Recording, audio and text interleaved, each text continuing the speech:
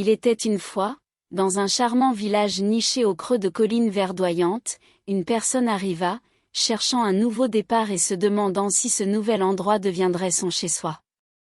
Aspirant à y voir plus clair, elle se tourna vers la sagesse d'un maître zen réputé, espérant obtenir des éclaircissements sur la nature du village et de ses habitants. S'approchant du maître zen avec une combinaison d'enthousiasme et d'incertitude, le nouvel arrivant posa la question : « Pensez-vous que je vais aimer ce village ? Les habitants sont-ils bienveillants ? » Le maître, dans son calme serein, répondit par une question qui invitait à la réflexion : « Dites-moi, comment étaient les gens dans la ville d'où vous venez ? » Se remémorant ses expériences passées, le nouvel arrivant partagea sincèrement : ils étaient méchants et avides. La colère, la tromperie et le vol dominaient leur vie. Avec une expression sereine, le maître répondit doucement : ce sont exactement les types de personnes que nous avons dans ce village. Perplexe et peut-être découragé, le nouvel arrivant assimila les paroles du maître, incapable de comprendre pourquoi un village présentant des caractéristiques similaires offrirait un nouveau départ. Néanmoins, le lendemain, un autre nouvel arrivant, curieux de découvrir son potentiel nouveau foyer, rechercha les conseils du sage maître zen. Comme le précédent chercheur, ce nouvel arrivant posa la même question cruciale, espérant obtenir des éclaircissements. Une fois encore, le maître posa une contre-question : comment étaient les gens dans la ville d'où vous venez ? Cette fois-ci, la réponse fit naître un sourire sur le visage du maître. Ils étaient doux et vivaient en harmonie. Ils prenaient soin les uns des autres et de la terre.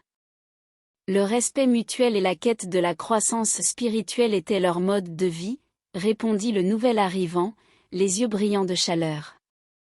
La voix du maître résonna avec une touche d'approbation : eh bien, ce sont exactement les types de personnes que nous avons dans ce village.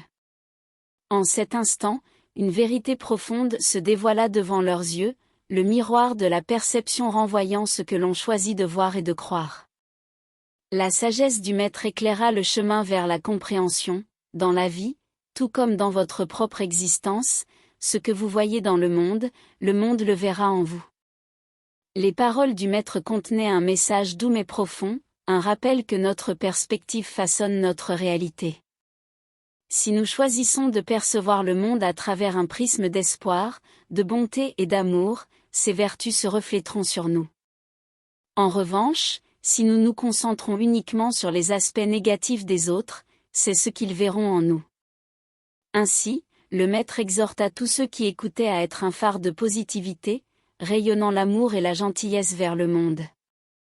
En le faisant, le monde nous le rendra de la même manière. Cette puissante leçon sur l'interconnexion entre la perception et la manifestation constitue une source de motivation et d'inspiration pour tous. Alors que l'histoire se termine, le narrateur exprime sa gratitude pour l'attention du public et lui souhaite des bénédictions. La mélodie s'estompe, laissant une sensation de chaleur et d'encouragement dans le cœur de ceux qui ont été touchés par ce récit. Puissions-nous tous nous efforcer de voir le meilleur en autrui, de donner abondamment de l'amour et, en retour, recevoir la même générosité du monde. Voilà l'essence de notre histoire motivante. Merci de nous avoir suivis et que vous soyez bénis à jamais.